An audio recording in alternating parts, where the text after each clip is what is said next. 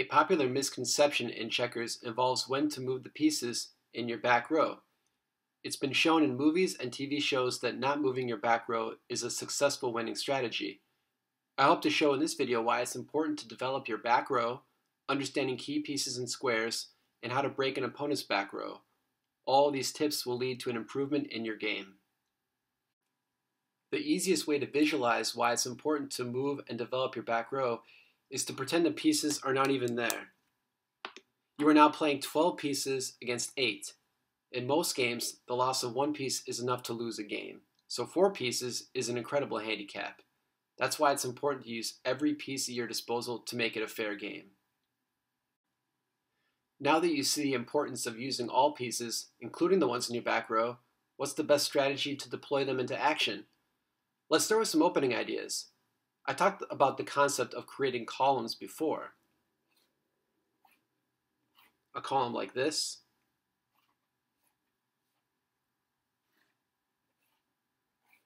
this,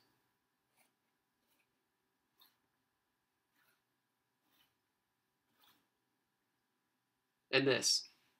It's a sound strategy and allows some early development of the back row. Some other things to consider.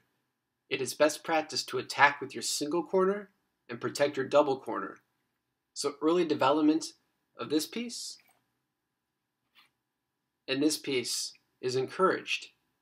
Whenever in doubt of where to move, this is always the safe play. Players of all classes from novices to grandmasters employ this policy. So let's take a closer look at some of the key squares and pieces in the back row. I discussed this move being one of the safest moves to make, and from a back row perspective, I'll show you why. Even with this piece removed, white is going to have a very tough time getting a king. A couple things need to happen. First, white must pin a piece here on this square, and only once that happens can another white piece go in and get crowned. Mobility is severely restricted here, and red can trap white in a number of different ways, including by moving here to prevent the king from reaching any other parts of the board. With this square being removed, this piece can also be removed to a similar effect. In order for white to king in this situation, white must place a piece here, and then another piece can enter the king row like this.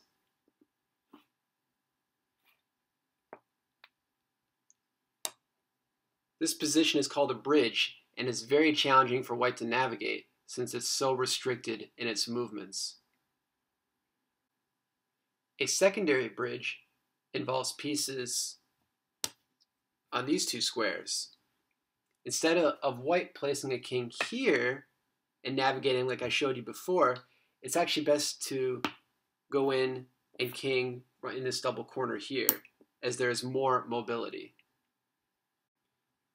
So let's say your opponent does not move the back row. That's okay. There are a few ways to break it. The first is to line up your pieces in a column,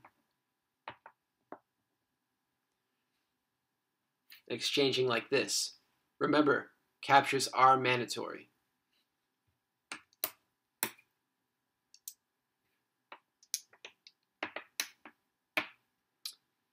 If your opponent has a bridge, the same tactic can be used. So white has a bridge here, and you can break it like this, or like this. If you have to crown under a bridge, and you have a piece here, you can pitch one of white's bridge pieces and come behind it. You can go here, and then white will have to give up this piece. Or you could go here to the same effect. If your opponent is threatening to capture this piece, you can execute a double jump by use of a pitch. First, red will pitch this piece here, pitch another piece, and then capturing the double jump. I hope this video provides you with an understanding of how to use the back row to your advantage. Please leave any feedback or questions in the comments section.